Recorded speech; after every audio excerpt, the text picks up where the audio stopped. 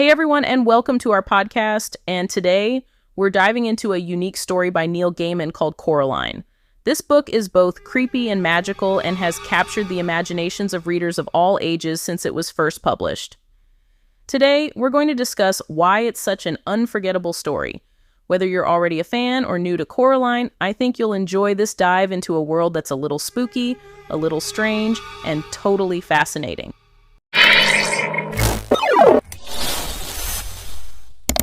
Let's start with a quick summary of the story. Coraline follows a young girl named Coraline Jones. She moves with her parents to a big old house split into different apartments. The house is kind of strange, and Coraline starts exploring the many rooms and hallways. One day she discovers a mysterious little door that's usually bricked up, but when she opens it, leads to another world.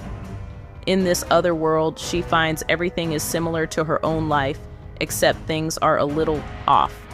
She meets her other mother and other father, who look like her real parents, but with button eyes and slightly creepy smiles. At first, this world seems fun. The other parents give her more attention and everything she wants, but soon she realizes it's all a trap to keep her there forever.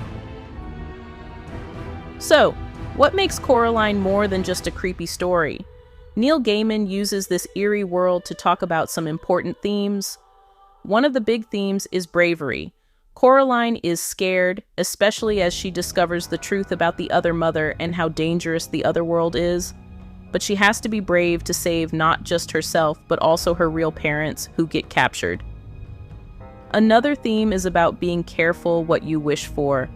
Coraline is unhappy in her real world because her parents are busy and don't have a lot of time for her, but she learns that the perfect life offered by the other mother is too good to be true.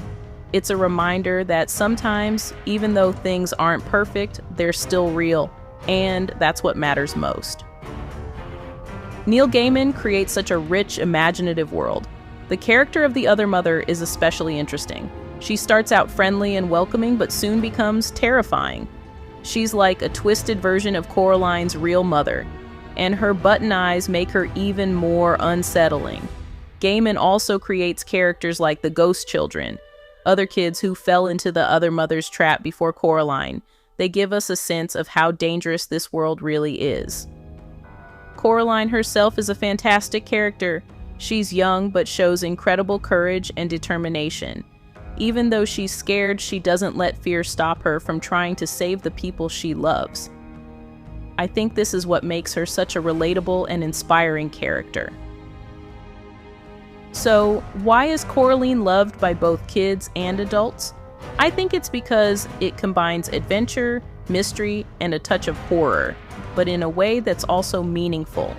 Kids can relate to Coraline's curiosity and sense of adventure. Meanwhile, adults see the deeper themes about family, bravery, and the importance of facing our fears. Neil Gaiman's writing is simple but effective. He doesn't need to use complicated words to create this intense atmosphere. He lets the story speak for itself.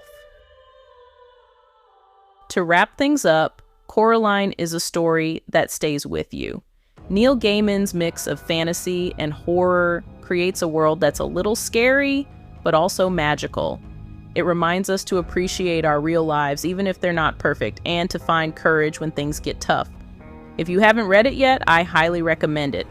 It's a quick read, but one that will keep you thinking long after you finish. Thanks for joining me today. If you enjoyed this episode, please subscribe and let me know your thoughts. What do you think of Coraline? Have you read it, or are you thinking of picking it up? Let's continue the conversation on social media. Stay curious, and I'll catch you next time.